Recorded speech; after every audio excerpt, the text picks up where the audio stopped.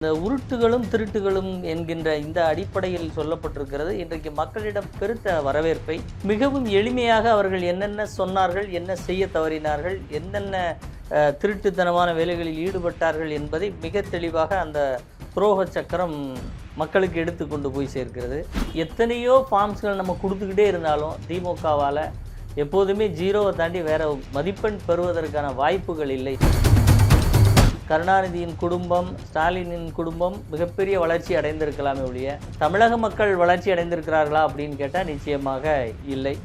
திருட்டுன்னு சொன்னீங்கன்னா சுகாதாரத்துறை அமைச்சர் கோச்சுப்பார், முறைகேடு அப்படின்னு சொல்லணுமா. இந்த திருட்டுங்கிற அதில் இருக்கக்கூடிய அந்த தன்மை அவங்க திமுக கட்சிக்காரர்கள் மேல் படிந்து விடக்கூடாது என்பதற்காக எவ்வளோ பக்குவமாக முறைகேடு என்று சொல்லுங்கள்னு சொல்கிறாருன்னா, இதுக்காக ஒரு சுகாதாரத்துறை அமைச்சர் நிதி ஆதாரத்தில் நாங்கள் இப்படி பார்த்தீங்களா தனிநபர் வருமானம் பெருகிருக்கு, சரி பொங்கலுக்கு ஒரு 2500 கொடுங்க பண்ணால் ஐயையோ எங்கிட்ட காசு இல்லைங்க நாங்களே இப்போவா போன்றிருக்கோம்பாங்க. ஒரு 2500 ரூபாய் ஒரு ஆண்டுக்கு ஒரு முறை பொங்கல் திருநாளில் கொடுக்க முடியாத ஒரு அரசு எப்படி தன்னிறைவான அரசாக இருக்க முடியும்? திமுகவின் ஒட்டுமொத்த உருவமே பகுத்தறிவு என்று சொல்லுவார்கள். ஆனால் ஏமாற்றி ஆட்சியை பிடிப்பது தான் அவர்களுடைய பகுத்தறிவாக இதுவரை காமித்திருக்கிறார்கள். அடுத்தவர்களுடைய உருவத்தை கேலி செய்வது, அவர்களுடைய உடையை கேலி செய்வது, அவர்கள் வைத்திருக்கிற பொருட்களை கேலி செய்வது, வைத்திருக்கிற வாகனங்களை பற்றி கேலி செய்தது ஒரு பகுத்தறிவான அரசியலா? திமுக காரங்க எல்லா வீட்டுக்கும் போயிட்டாங்கன்னா அதிமுக எல்லா தொகுதியிலையும் ஜெயிக்குதுங்க. எந்த திமுக காரராலும் ஒரு பொது மக்களை அவர்களுக்கு உண்டான மரியாதையோடு போய் சந்திக்கவே முடியாது சார். எல்லா வாக்காளர்களையும் திமுக காரங்களை பார்த்துட்டாங்கன்னா அதிமுகவின் வெற்றி உறுதிங்கிறது தான் மிக தெளிவான விஷயம். அது நான் சொல்கிற விஷயம் மக்களுக்கு மிக தெளிவாக புரியும். அடுத்த தலைமுறைக்கு திமுகவை ஆளை தயார் பண்ணி வச்சுக்கிடுவோம். மக்கள் எக்கேடு கெட்டு போனாலும் நமக்கு பிரச்சனை இல்லை. நம்ம குடும்பத்திலேருந்து அடுத்த கட்சிக்கு ஒருத்தரையோ 2 பேரையோ கொண்டு வந்துட்டோம்னா அதுவே நமக்கான வளர்ச்சின்னு போய்கிட்டு இருக்கிறதுக்கு பேர் உழைச்சி வந்தார் பிழைச்சி வந்தாருன்னு சொல்கிறதெல்லாம் சுத்த ஹம்பக்கு. நாளை நமது நேயர்களுக்கு வணக்கம். தமிழகத்தினுடைய தற்போதைய அரசியல் நிகழ்வு குறித்து பேசுவதற்கு அதிமுகவின் செய்தி தொடர்பாளர் திரு அதிவீர ராமபாண்டியன் கூடியிருக்கா, அவர்கிட்ட பேசலாம். வணக்கம் சார். வணக்கம் சார். எதிர்க்கட்சி தலைவருடைய இந்த மக்களை காப்போம் தமிழகத்தை மீட்போம் சுற்றுப்பயணம் மக்கள் ரொம்பவே ஆதரவு இருக்கக்கூடிய சூழல் இருக்குது. இந்த நிலையில் உருட்டுகளும் திருட்டுகளும் அப்படின்னு சொல்லிட்டு ஒரு புது வகையான ஒரு பிரச்சாரத்தை அதிமுக முன்னெடுத்திருக்கு. இது மக்கள் மத்தியில் எந்த அளவுக்கு பேசப்படுது, இந்த பிரச்சாரத்தினுடைய அவசியம் என்ன சார்? நிச்சயமாக இது ஒரு தேவையான பிரச்சாரம். இயல்பாகவே திமுக குறித்து பேசணுன்னா எவ்வளவோ குற்றச்சாட்டுகளை அவர்கள் செய்த, தமிழகத்துக்கு செய்த துரோகங்களை, மக்களுக்கு செய்து கொண்டிருக்கிற துரோகங்களை நிறைய சொல்லலாம். அந்த உருட்டுகளும் திருட்டுகளும் என்கின்ற இந்த அடிப்படையில் சொல்லப்பட்டிருக்கிறது. இன்றைக்கு மக்களிடம் பெருத்த வரவேற்பை மிகவும் எளிமையாக அவர்கள் என்னென்ன சொன்னார்கள், என்ன செய்ய தவறினார்கள், என்னென்ன திருட்டுத்தனமான வேலைகளில் ஈடுபட்டார்கள் என்பதை மிக தெளிவாக அந்த துரோக சக்கரம் மக்களுக்கு எடுத்து கொண்டு போய் சேர்க்கிறது. இது உண்மையிலேயே எல்லா மக்களிடமும் ஒரு பெருத்த வரவேற்பை தாண்டி திமுகவினுடைய இந்த திருட்டுத்தனங்களும் உருட்டுத்தனமும் எவ்வளவு இயல்பாக கொண்டு செல்லப்பட்டதனுடைய விளைவு அவர்கள் நிச்சயமாக அந்த வாக்குறுதியில் நாம் எப்படியெல்லாம் ஏமாற்றப்பட்டிருக்கிறோம் என்பதை இன்று மிக தெளிவாக உணர்ந்து கொண்டிருக்கிறார்கள். அப்படிங்கிறது இதனுடைய வெற்றிக்கு மிக காரணமாக இருக்குது. அதுவும் இது புரட்சி தமிழர் எடப்பாடியார் அவருடைய இந்த எழுச்சி பயணத்தில் அதை வெளியிட்டது. இன்னும்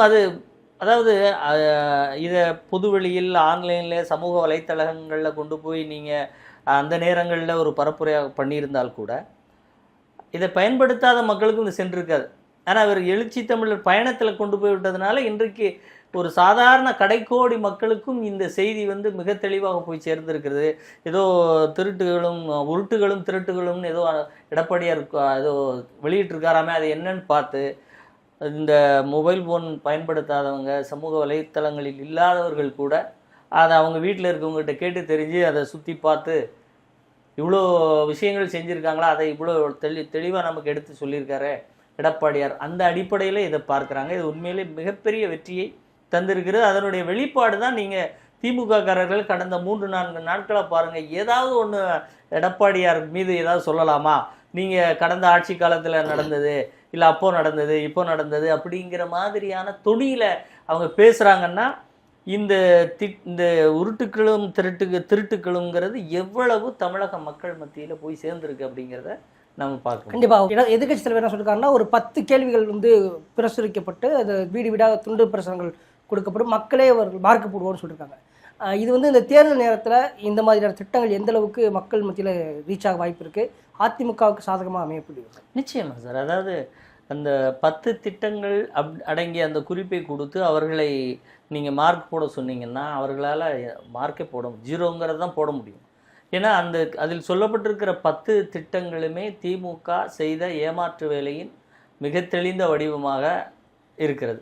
நான் இன்னும் எத்தனையோ ஃபார்ம்ஸ்கள் நம்ம கொடுத்துக்கிட்டே இருந்தாலும் திமுகவால் எப்போதுமே 0வை தாண்டி வேறு மதிப்பெண் பெறுவதற்கான வாய்ப்புகள் இல்லை. ஏனென்றால் இந்த ஆட்சி காலத்தில் அவங்க வந்து மக்களுடைய நலன் குறித்து ஒரு சிறிய முன்னெடுப்பை கூட எடுத்து வைக்கவில்லை என்பதுதான் யதார்த்தமான உண்மை.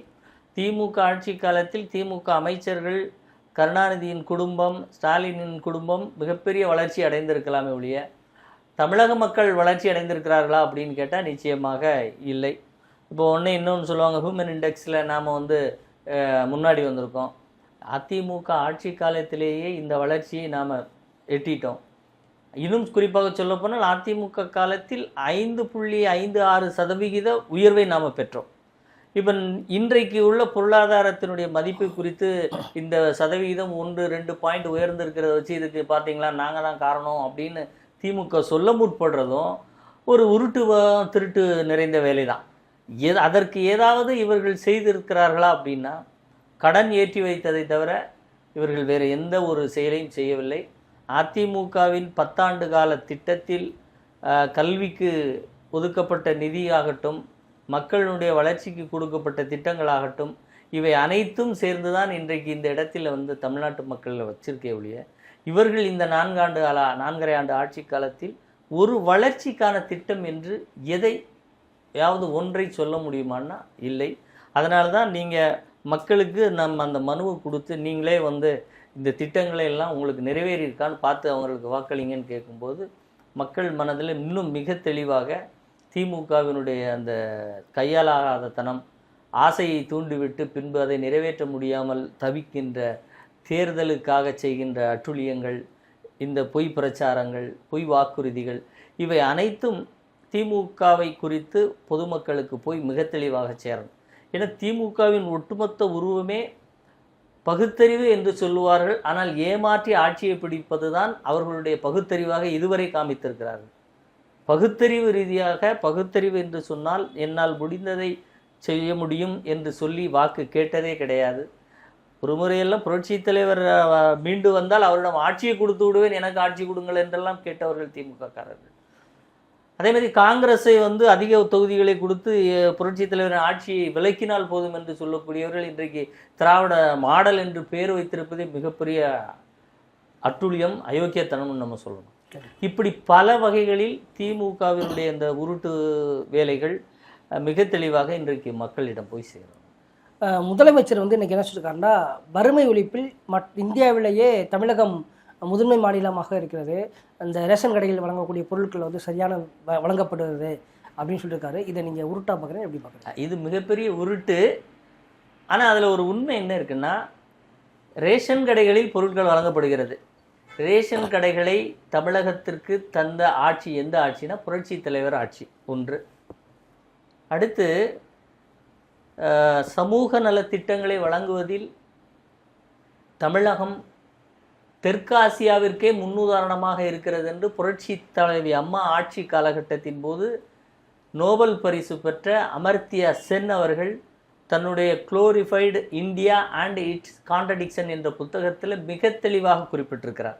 அதனால் நீங்கள் அதிமுக ஆட்சி காலம் செய்த பலனை மக்களுக்கு ஒவ்வொரு திட்டத்தை தலைமைச் செயலகத்தில் தொடங்கி வைத்தால் அடுத்த சில மணி நேரங்களுக்குள் ஒவ்வொரு மக்களுடைய வீட்டுக்கு போய் சேர வேண்டும் என்ற கட்டமைப்பை ஏற்படுத்தி தந்தது அனைத்து இந்திய அண்ணா திராவிட முன்னேற்ற கழகம். அந்த கட்டமைப்புகளின் மேல் நின்று கொண்டு நீங்கள் அதிமுக ஏற்கனவே பெற்ற பெயரை நோபல் பரிசு பெற்றவர்களெல்லாம் புகழ்ந்ததை இன்றைக்கு நீங்கள் இப்படி சொல்லி மீண்டும் திராவிட மாடல் என்று பெயர் வைத்து அதிமுகவின் புகழையெல்லாம் அள்ளிக்கொள்ள முடியுமா என்று பார்க்கின்ற ஒரு செயலாகத்தான் இதை மக்கள் பார்ப்பார்கள். நிச்சயமா சார். இப்போ இந்த உருட்டுகளும் திருட்டுகளும் வந்து ரொம்ப பேசப்படக்கூடிய சூழலில் சமீபத்தில் திமுக எம்எல்ஏகளுக்கு சொந்தமான மருத்துவமனைகளில் வந்துட்டு கிட்னி திருட்டு நடந்திருக்கு.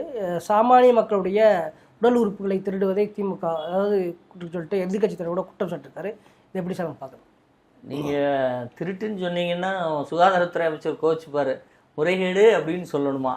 ரொம்ப அழகாக இந்த திருட்டுங்கிற அதில் இருக்கக்கூடிய அந்த தன்மை வந்து அவங்க திமுக கட்சிக்காரர்கள் மேல் படிந்து விடக்கூடாது என்பதற்காக எவ்வளோ பக்குவமாக முறைகேடு என்று சொல்லுங்கள்னு சொல்கிறாருன்னா, இதுக்காக ஒரு சுகாதாரத்துறை அமைச்சர் சார்? போனவங்களுடைய கிட்னி எடுக்கப்படுகிறதுனா இல்லை, அதை அவங்க தெரிஞ்சு போய் சமூகத்தோடு எடுக்கிறோம். கிட்னி எடுக்கலாமா? முதல்ல சட்டப்படி பதிவு செய்து உரிய அனுமதி பெற்று யாருக்கு தேவையோ அவர்களுக்கு கொடுக்க வேண்டும் என்கின்ற இத்தனை செயல்கள் இருக்கிற போது இத்தனையும் வயலேட் பண்ணி ஒரு மனிதனின் உடலில் இருந்து அந்த பாகம் எடுக்கப்படுகிறதுனா இதை திருட்டு என்று சொல்லக்கூடாது, முறைகேடு. அதில் நடந்தவங்க எல்லாரையும் நீங்கள் பிடிச்சதுக்குள்ளே உள்ளே போட்டிருக்கணுமா வேண்டாமா? ஆனால் அங்கே அந்த ஆஸ்பத்திரி அந்த மருத்துவமனையின் அந்த உடல் உறுப்புகளை மாற்றும் அந்த அதிகாரத்தை மட்டும் கேன்சல் பண்ணிங்க. இந்த ஹாஸ்பிட்டலை ஏன் சீல் வைக்கல? திமுக சார் உடல் உறுப்பு சம்பந்தப்பட்டது சார், எவ்வளோ பெரிய அவன்ஸ் சார் ஹியூமன் டிராஃபிக்கிங்கிறது. அதற்கு நீங்கள் வைக்கிற சீல் வைக்கிறது இதுதானா? சரி, அப்போ அவங்க காய்ச்சல் தலைவலி மற்ற நாம்ஸ் எல்லாம் சரியாக பண்ணுவாங்கன்னு என்ன சார் அதிசயம் உத்தரவாதம் இருக்குது அதுக்கு? கண்டிப்பாக நீங்கள் இந்த ஒரு ரூல், அதுவும் இது யாரும் செய்யக்கூடாத விஷயம். இதில் எவ்வளோ பெரிய பிரச்சனை. இப்படி உடல் உறுப்புகள் எடுக்கப்படுவதாக இருந்தால் தமிழகத்தில் இருக்கக்கூடிய அல்லது உலகத்தில் இருக்கக்கூடிய எந்த பெரிய மனிதனுக்கும் உடனே நீங்கள் உடல் உறுப்பை கொடுத்துட்டீங்கன்னா தமிழக இந்த சுகாதாரத்துறை யாருக்காக இருக்கிறது? பெரிய மனிதர்களை காப்பாற்றுவதற்காக இருக்கிறது. ஏழை எளிய அடித்தட்டு மக்களுடைய சுகாதாரங்கிறது இங்கே கேள்வி இல்லையா? அதை ஒரு மருத்துவமனை கேள்விக்குள்ளாக்கி இருக்கிறதுனா அந்த மருத்துவமனையை சீல் வைக்கணுமா வேண்டாமா? இல்லை, நாங்கள் அந்த பகுதியை மட்டும் நிறுத்தி வச்சுருக்கோம். ஏன் இன்னும் கொஞ்சம் வெண்ணெய் பட்டர் இதெல்லாம் எடுத்துகிட்டு போய் அவருக்கு சாப்பிட கொடுத்து வேறு ஏதாவது பண்ணுங்களேன். இப்படியா சார் இருக்குது ஒரு ஆட்சி காலம்ங்கிறது? மிக மிக வேதனையான விஷயம் இது. வந்து அந்த இப்போ கூட வந்த உருட்டுகளும் திருட்டுகளில் யாரோ ஒரு நண்பர் சமூக வலையத்தில் ஒரு வீடியோ கட் பண்ணி போட்டிருக்கிறார். அதில் ஸ்டாலின் பேசுகிறார், நான் வந்து திமுக காரர்களே எந்த தவறு செய்தாலும் உடனடியாக எந்த இதுவும் பார்க்காமல் உடனே நடவடிக்கை எடுத்துருவேன். இதுதான் நீங்கள் நடவடிக்கை எடுக்கிறதா? உங்கள் கட்சியினுடைய எம்எல்ஏ உடைய மருத்துவமனை இப்படி இருக்குன்னா மருத்துவமனை சீல் வைங்க சார். எங்கே நடந்துச்சோ அந்த பகுதியை மட்டும் போய் ஜூம் லென்ஸ் வச்சு சீல் வைப்பீங்களா? மற்ற இடங்கள்ல அங்கே நடக்கலைங்கிறதுக்கு என்ன ஆதாரம்? அதையெல்லாம் முழுவதும் சோதனை பண்ணணுமா இல்லையா? தமிழகம் முழுவதும் இது போன்ற உடல் கலாச்சார விற்பனைன்றது நீங்க சார் ஒரு மருத்துவமனை பிராக்டிஸ் பண்ணி அந்த மருத்துவமனையில் இது நடப்பதை இவர்கள் கண்டுகொள்ளாமல் இருந்து விட்டால் அதை சொல்லி அடுத்த மருத்துவமனை ஆரம்பிக்கும்ல. அப்ப அது ஒரு கலாச்சாரமா மாறிடுமா? இப்படிதான் சொன்னோம், போதைப் பொருட்கள் நடமாடுது, போய் பிடிங்க, இங்கே பிடிங்க, கஞ்சா கண்டுடுதுன்னு உங்களால் கட்டுப்படுத்த முடியல. இன்றைக்கி தமிழகம் முழுவதும் போதைப் பொருட்கள் நடமாட்டம், போதைப் பொருட்களுடைய சந்தையாக தமிழகத்தை மாற்றிட்டாங்கல்ல. அப்போ நீங்கள் இந்த உடல் உறுப்புகளில் இவ்வளவு தன்மையான இயல்பான ரொம்ப நளினமான நடவடிக்கை எடுத்தீங்கன்னா இது ஒரு பெரிய கல்ச்சர் ஆச்சுன்னா எங்கே தமிழ்நாட்டில் மக்களுடைய நிலைமை நினச்சி பாருங்கள் சார். வறுமையில் இருக்கிற என்ன செய்கிறோம் என்று தெரியாத மக்களை ஏமாற்றி கொண்டு போய் எடுப்பது பேர் திருட்டு இல்லையா? அது பேர் முறைகேடா சார்? அப்போ இது எவ்வளோ பெரிய அபத்தம். இதை வந்து சுகாதாரத்துறை அமைச்சர் வந்து அப்படி பூசி மொழிகி பேசிட்டு போகிறார். அவங்க எடுத்துட்டு நடவடிக்கையா? அது போன்ற மருத்துவமனைகள் சீல் வைத்து இனிமேல் அனுமதியை நிரந்தரமாக ரத்து பண்ணணும் சார். கண்டிப்பாக அதுதான் நடவடிக்கையாக இருக்க முடியும். நிச்சயமாக இவர் நம்ம அமைச்சர் ரகுபதி அவர்கள் எதிர்கட்சி தலைவருடைய விமர்சனங்களுக்கு பதிலளிக்கும் விதமாக உதயநிதி வந்துட்டு உழைப்பால் இந்த நிலைமைக்கு உயர்ந்தவர், அவரோட உழைப்பால் தான் உயர்ந்தார் அப்படின்ற மாதிரியான ஒரு பதிலை சொல்லியிருக்காரு. இதை எப்படி சார் பார்க்குறாரு? இதுக்கு அது இப்படி பதில் சொல்கிறத கேட்குறதுக்கே எனக்கு மிகப்பெரிய சிரிப்பாக இருக்குது சார். அவர் உழைத்த உழைப்பு என்ன உழைப்பு உழைச்சார்? திமுகவுக்காக வேற ஏதாவது எங்கேயும் போனாரா, போராடினாரா? இல்லை அவரே சொன்ன வாசகங்கள் சார். அவங்க அப்பா எதிர்கட்சியாக இருக்கும்போது இனிமேல் திமுக ஆட்சிக்கே வராதோ என்று பயந்து நடுங்கிய நிலையில் ஒரு தனியார் தொலைக்காட்சிக்கு பேட்டி கொடுத்த போது என்ன சொன்னார்? என் மருமகனோ யாருமே வரமாட்டாங்கன்னார். அந்த நாளை எடுத்துக்கோங்க. அந்த நாளில் இருந்து துணை முதலமைச்சரான உதயநிதியினுடைய அந்த பதவியேற்பு நாள் வரைக்கும் இவர் என்னத்தை உழைச்சார்? சினிமாவில் நடித்தார், திமுக ஆட்சிக்கு வந்த பிறகு அந்த நிறுவனம் பல படங்களை 2 ஆண்டுகளில் 30-32 படங்களை தயாரிச்சது. அதை தாண்டி வேறு என்ன உழைப்பை உதயநிதி ஸ்டாலின் உழைத்தார்? எங்கள் அப்பாவுக்கு நீட் ரகசியம் தெரியும்னு பொய் சொன்னார் மக்கள்கிட்ட வந்து. நீங்கள் போட்டிருக்கிற நகையெல்லாம் எடுத்து போய் கூட்டுறவு பேங்கில் வைங்க அப்படின்னு பொய் சொன்னார். நாங்கள் வந்தோடனே தள்ளுபடி பண்ணுவோம்னு சொன்னார். இல்லை அங்கே பாருங்கள் எய்ம்ஸ் செங்கலை கொண்டு போய் எடுத்து காமிச்சார்.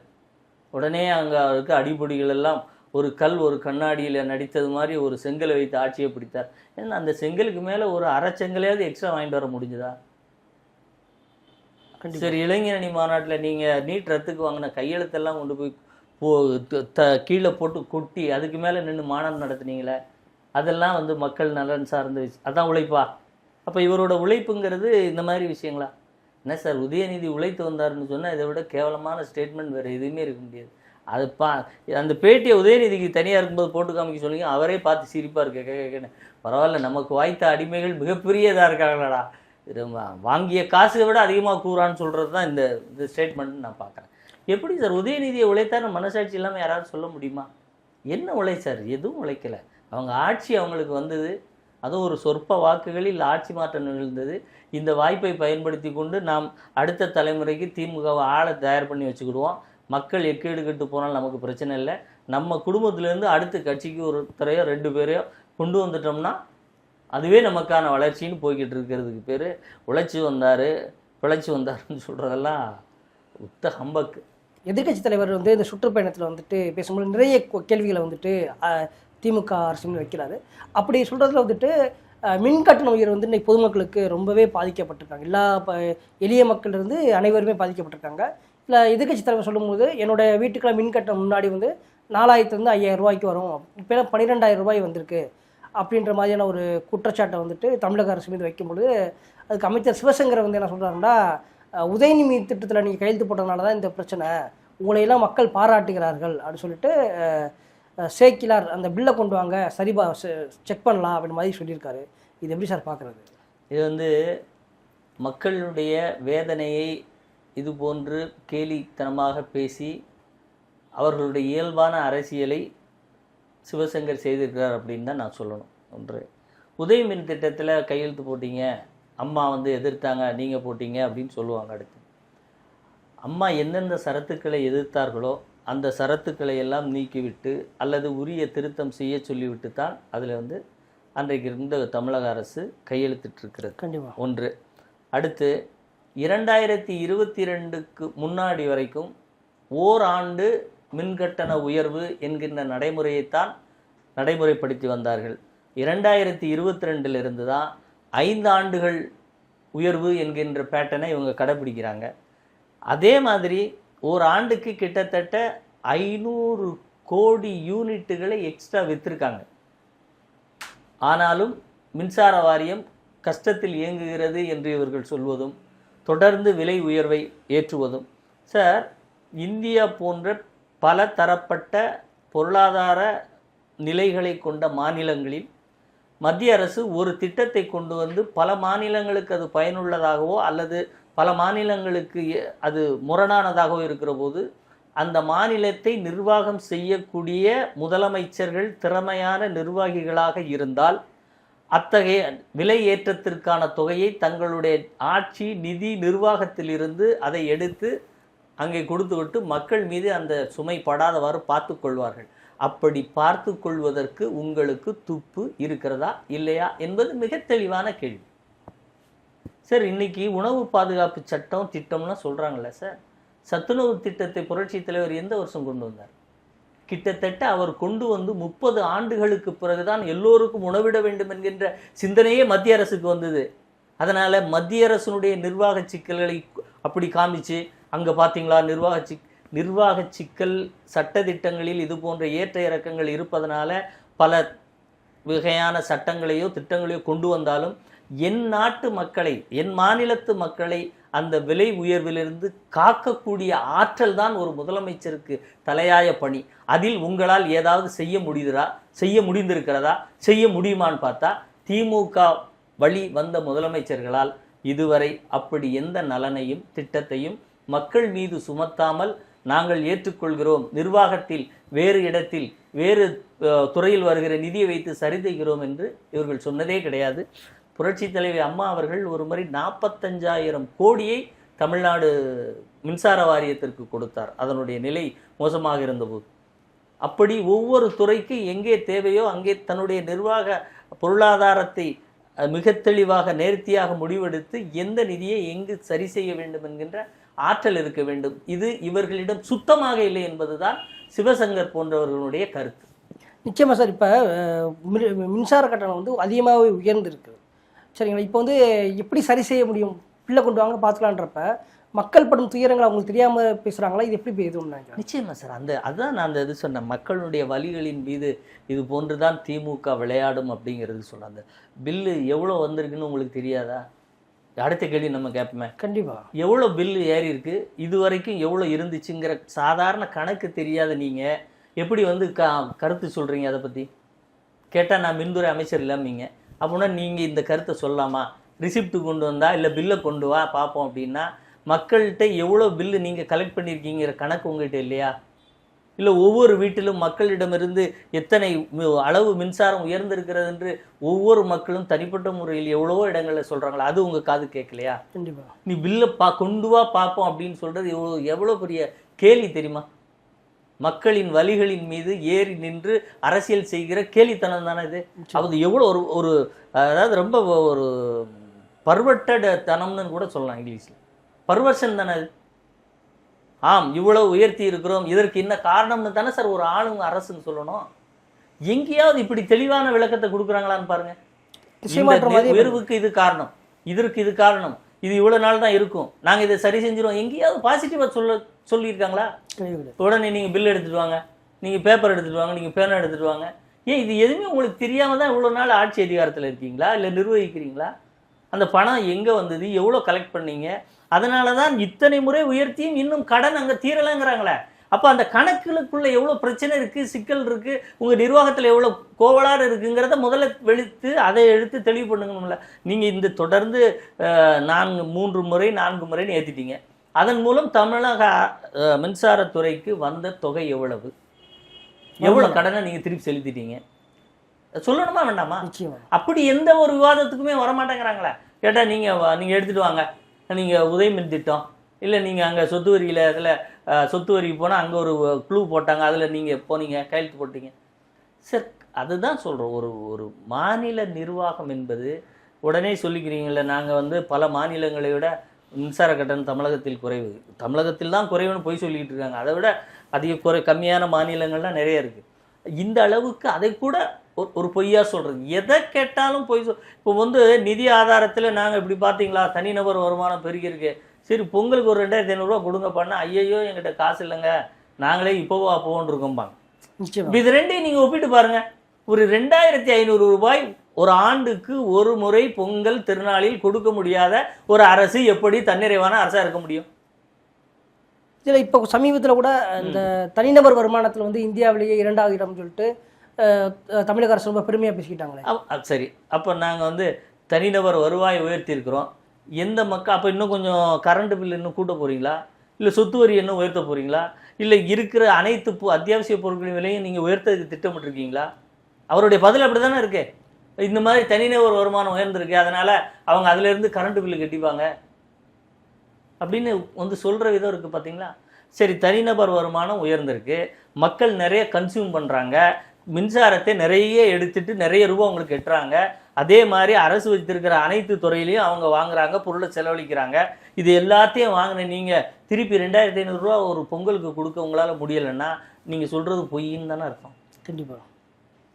நல்லா இருக்கும், நிறைய வருமானத்தை பெருக்கிட்டோம், நாங்கள் சிறந்த ஆட்சி கொடுத்துட்டோம், 2,500 ரூபா கொடுக்க முடியாது, காசு இல்லை. சரி, ஒரு கேஸுக்கு 100 ரூபா கம்மி பண்ணுங்க, அதெல்லாம் முடியாது, காசு இல்லை. பெட்ரோல் விலை 4 ரூபா குறை பண்ணீங்களே, காசு கிடையாது. ஆனால் 2 ரூபா எக்ஸ்ட்ரா தான் போட்டிருக்கீங்க சொன்னதுக்கு முறைனா. அதே மாதிரி மின்சார கட்டணம் நீங்கள் தான் விலையும் ஏற்றிட்டீங்க, வருடத்துக்கு ஒரு தடவை, மாதத்துக்கு ஒரு தடவை கணக்கீடு எடுக்கலாமே, அதை எடுக்க முடியல. ஐயா நீங்கள் சொன்ன எந்த ஒன்றையுமே செய்யலையே. நிர்வாகத்தில் ஏதாவது செஞ்சீங்கன்னா அதுலேயும் இல்லை. ஒட்டுமொத்தமாக பார்த்தா திமுக இந்த போலியான கிண்டல் கேலி, இந்த பகுத்தறிவுன்னு சொல்லுவாங்க சார், அடுத்தவர்களுடைய உருவத்தை கேலி செய்வது, அவர்களுடைய உடையை கேலி செய்வது, அவர்கள் வைத்திருக்கிற பொருட்களை கேலி செய்வது. ஏன்னா இவர் வந்து ஒரு பஸ்ஸில் எதிர்க்கட்சி தலைவர் போகிறாருன்னா அவர் டிஃபெண்டரில் போக முடியாதுன்னு சொல்கிறார். ஏன்னா உங்களுடைய வசதி வாய்ப்பை நீங்கள் பெருக்கியது போல தமிழ்நாட்டு அரசியல் குடும்பத்தில் வேறு யாரும் இவ்வளவு பெரிய வசதி வாய்ப்பை பெருக்கி கொண்டதே கிடையாது. ஆனால் இவர்கள் சொல்வதெல்லாம் இது போன்று உருவக்கேலி, உடல் கேலி, உடை கேலி, வைத்திருக்கிற வாகனங்களை பற்றி கேலி செய்தது ஒரு பகுத்தறிவான அரசியலா? கேட்டு பாருங்க. ஆனால் பேர் சொல்கிறது பகுத்தறிவு அரசியல், நாங்கள் பகுத்தறிவு பரம்பரை. எங்கே இதுக்கு பேர் பகுத்தறிவா? இப்போ எதிர்க்கட்சி தலைவர் குறித்து ஏதாவது ஒரு திட்டத்தில் ஒரு தெளிந்த விமர்சனத்தை அரசியல் ரீதியாக உங்களால் வைக்க முடியுமா? வைக்க முடியாது. ஏன்னா அவர் அரசியல் ரீதியாக விட்ட கையெழுத்துக்கள் அனைத்துமே தமிழ்நாட்டு நலனுக்கான கையெழுத்துக்கள். ஆனால் நீங்கள் போடுறது உங்களுடைய குடும்ப நலம் சார்ந்த கையெழுத்தாகத்தான் இருக்கிறதுடைய மக்களுக்கு வரிச்சுமை ஏற்றுவதற்கு உடனே மன மகிழ்வோடு கையெழுத்துக்கிற ஒரே ஒரு ஆட்சி திமுக ஆட்சி, ஒரே முதல்வர் ஸ்டாலின் தான். நீங்கள் அவர் போட்ட கையெழுத்துக்கள்லாம் பாருங்கள். மின்சாரம் விலை ஏற்றிக்க, சொத்து வரி ஏற்றிக்க, பல பொருட்கள் விலை ஏறட்டும், அது பாட்டில் ஏறட்டும். ஆட்சி திமுக ஆட்சி. இப்போ மக்களுக்கு வந்து இன்னொரு பெரிய ஒரு விஷயம், யாரும் சொல்லாமலே புரியக்கூடிய ஒரு விஷயம் இருக்குது சார். திமுக ஆட்சிக்கு வந்தால் விலைவாசி கைக்குள் இருக்காது, மிகப்பெரிய உச்சத்தை அடையும். திமுக வந்தால் இந்த கள்ளக்குறிச்சி இது போன்று அகால மரணங்கள் நிறைய விழுது, சாராய மரணங்கள், அது போன்று பல இப்போ இந்த போதைப் பொருட்களுடைய சந்தையாக தமிழகம் மாற்றப்பட்டிருக்கிறது போன்ற ஒரு அவல நிலை. இதுக்கு முன்னாடிலாம் மழை பெய்யாது, இவங்க ஆட்சியில் பஞ்சம் இருக்கும்பாங்க. அதுக்கப்புறம் வெள்ளம் வந்துச்சு, மேக்கரையில் வெள்ளம், அது அந்த மாதிரி உயிரிழப்புகள் வந்து. இப்போ போதை கலாச்சாரத்தினால நிறைய பேர் பாதிக்கப்படுறாங்க. அதாவது இயற்கை சீற்றங்களாக இருக்கலாம். இப்போ இது வந்து இவர்களுடைய காவல்துறை சரியாக இந்த சட்டம் ஒழுங்கை பராமரிக்காததால் ஏற்படுகிற தீங்கு இன்றைக்கு ஒவ்வொரு மனிதனை சுற்றியும் இருக்குது சார். வெளியே போயிட்டு திருப்பி வர்றது வரைக்கும் எந்த சமூக விரோத செயலால் சக்தியால் தாக்கப்படுவோமோ, நமக்கு எதுவும் தீங்கு நிகழுமோ என்கின்ற பயத்தோடு சென்று வர வேண்டி இருக்கிறது. அந்த நிலை இவர்கள் தானே கொண்டு வந்திருக்காங்க. கண்டிப்பாக அது போன்ற நிலைகளிலெல்லாம் போகிறவர்கள் எதிர்க்கட்சி தலைவர் வந்து இது போன்று கேலியாக பேசுவது என்பது பகுத்தறிவுக்கும் முரணானது. இன்னொன்று திமுகவினுடைய இயல்பு. காமராஜரையே இவங்க வந்து பலவாறு பேசியவர்கள். தமிழகத்தில் காமராஜருக்கு பிறகு இன்னொரு விவசாயி முதலமைச்சராக வந்திருக்கார். விடுவாங்களா? விட்டு பார்ப்பாங்களா? இதோ இந்த ஏரியா வந்து ஒரு விவசாயி வந்து அமரக்கூடாத இடமா அது? முதலமைச்சர் பதவிங்கிறது ஒரு கட்சியினுடைய பொதுச் செயலாளர் ஒரு விவசாயி வந்து இருக்கக்கூடாதா? அவர் தமிழகத்தின் அடையாளமாக இயல்பாக வேஷ்டி சட்டை கட்டிட்டு இருக்கக்கூடாதா? அதில் என்ன உங்களுக்கு வந்து அவரை பாருங்கள் அப்படி இருக்கார், இப்படி நடந்து வர்றார், பஸ்ஸில் போகிறார். ஏழை எளிய மக்களுக்கான இயக்கத்தின் தலைவர் அப்படி தானே போக முடியும் சார். கண்டிப்பாக சார். இப்போ இந்த ஓரணியில் தமிழ்நாடு வந்து ரொம்பவே திமுக வந்து முன்னெடுத்தாங்க. அதில் வந்து நேற்று வந்து இந்த மண்டல பொறுப்பாளருடைய ஆலோசனைக்கு பிறகு முதல்வர் என்ன சொல்லியிருக்காங்கன்னா, ஒரு 150 தொகுதிகளில் வந்துட்டு எங்களுடைய இலக்கை அடைஞ்சிட்டோம் அப்படின்ற மாதிரி ஒரு சந்தோஷத்தை வெளிப்படுத்தியிருக்காரு. எப்படி சார் பார்க்குறாரு? அப்போனா ரொம்ப மோசமாக இருக்காங்கன்னு. ஏன்னா திமுகவுடைய ஸ்டேட்மெண்ட்டு 200ன்னு சொல்லிட்டு இப்போ 150ன்னு வந்திருக்காங்க. 150 தொகுதியில் அந்த பூரணமாக அடைஞ்சிட்டான்னு சொல்கிறாங்க. இலக்கை எட்டிட்டோம் அப்படின்னு சொல்கிறது பொய்ன்னு சொல்கிறாங்க. அது அந்த பேட்டர்ன் வந்து எந்த மாதிரி காயின் பண்ணியிருந்தாலும் 150ல் எல்லாம் முடிஞ்சு போச்சுன்னா தேர்தலை நடத்தி முடிச்சிட்டிங்களா? இல்லை வாக்கு எல்லாம் முடிஞ்சிருச்சா? ஒரு தேர்தலுக்கு 8 மாதத்திற்கு முன்பு ஒரு தலைவர் எல்லாம் முடிஞ்சு நாங்கள் திருப்தின்னு சொல்ல முடியுமா? ஒரு தேர்தலில் கடைசி 2 நாட்களில் கூட ஒட்டு மொத்தமாக ட்ரெண்டே வேறு மாதிரி மாறும் சார். கண்டிப்பாக நீங்கள் என்ன பண்ணியிருக்கீங்க, உங்கள் கட்சிக்காரங்களே 150 தொகுதியில் போய் பூத்து ஏஜெண்டே எல்லாம் போட்டிருக்கீங்க. அதை பார்த்துட்டு பரவாயில்ல கரெக்டாக இருக்குதுன்னு ஃபீல் பண்ணியிருக்கீங்க. அதைத்தான் சொல்ல முடியுமே ஒழிய இத்தனை வருஷம் ஆரம்பித்து 67 ஆட்சி பிடிய கட்சி பூத்து ஏஜெண்ட்லேருந்து இந்த நிர்வாகிகளை போடுறதுக்கு இவ்வளோ நாள் ஆகிடும். இல்லை 40% வந்து உறுப்பினர்கள் சேர்க்கை சொல்லித்தாரல, அந்த 40% வந்து பூர்த்தி பண்ணிட்டோம் அப்படின்ற மாதிரி. அதாவது இருக்கக்கூடிய திமுக உறுப்பினர் எண்ணிக்கையை தாண்டி கூடுதலாக 40 ஒவ்வொரு தொகுதிக்குமே 40% கூடுதல் வாக்காளர்களை வந்து கொண்டு வந்துட்டோம் அப்படின்ற அர்த்தத்தில் அவர் சொல்லியிருக்காரு. இல்லை அதுதான் சொல்ல, அந்த தொகுதிகளிலெல்லாம் இவ்வளோ பேரை உறுப்பினர்களை சேர்த்துருக்கோம் அப்படிங்கிற கான்செப்டை அவர் சொல்கிறான்னு சொல்கிறேன். அப்போ இவ்வளோ நானும் அதுதான் கேட்குறேன், இவ்வளோ பெரிய கட்சி, இத்தனை ஆண்டு காலமாக இருந்த கட்சி, இப்போது தான் பூத் ஏஜெண்டுகள் மூலம் உறுப்பினர்களை பெற்றிருக்கிறார்கள் அப்படின்னு சொல்கிறது. இன்னொன்று, அதில் வந்து உங்களுக்கு ஓடிபி கொடுத்த காரணம் என்ன தெரியுமா? நான் ஒரு சில டிபேட்டில் போகும்போது அங்கே திமுகவினுடைய செய்தி தொடர்பாளர்களாக வந்தவர்கள் டிவி அந்த தொலைக்காட்சி விவாதங்களை விவாதித்தது தான். என்னென்னா, இல்லை எங்கள் கட்சிக்காரங்க உங்களை வந்து பார்த்தாங்களா, உங்கள்கிட்ட பேசுனாங்களா அப்படிங்கிறத தெரிஞ்சுக்கிறதுக்கு தான் நாங்கள் ஓடிபிலாம் கொடுத்தோம் அப்படின்னாங்க. இப்போ இந்த நம்பிக்கையற்ற தன்மை, இவங்க கட்சிக்காரங்க அங்கே போய் பேசுனாங்களாங்கிறதே இவங்களுக்கு நம்பிக்கை இல்லாத போது, இவங்க சேர்த்தவங்க எல்லாம் இவங்க கட்சியை விரும்பி வந்து சேர்த்ததா சொல்கிறது எவ்வளோ வேடிக்கையான இன்னொரு விஷயம் பாருங்கள். அவங்க சொல்கிற பதிலுக்குள்ளே உண்மை ஒளிஞ்சிருக்கோம் சார். அந்த இதுவுமே எப்படி சேர்த்துருக்காங்க? 1000 ரூபாய் யாரெல்லாம் வாங்குறீங்களோ உங்களோட அடையாள எண்ணை கொடுங்க, இதெல்லாம் கொடுங்கன்னு வாங்கியிருக்காங்க. கண்டிப்பாக. காரணம் அப்படி இல்லை கொடுக்கலன்னா நான் உங்களுக்கு 1000 ரூபா நிறுத்திடுவோம். இதுக்கு பேர் சேர்ப்பு, இதை நம்பி மக்கள் ஓட்டு போட்டுருவாங்க, பரவாயில்ல அப்படின்னு ஒருத்தர் சொன்னார்னா, இப்போ தமிழ்நாட்டு மக்கள் என்ன சார் அந்த அளவுக்கு தெரியாத ஆளுங்களா?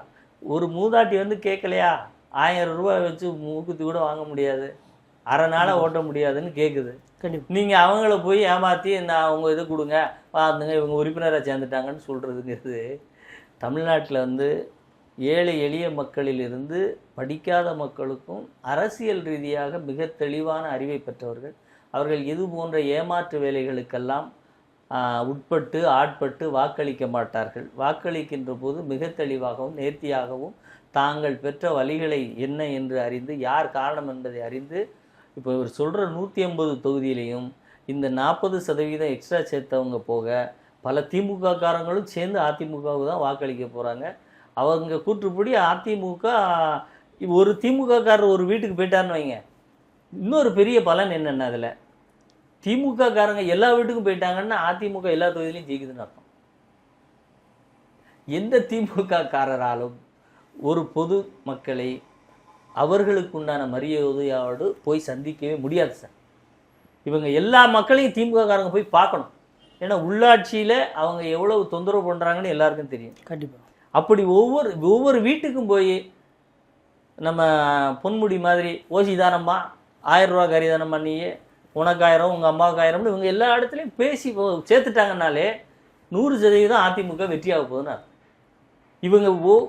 இவங்க வந்து வாக்காளர்களை போய் பார்க்காம இருந்தால் கூட ஏதாவது ஓட்டு விடும்.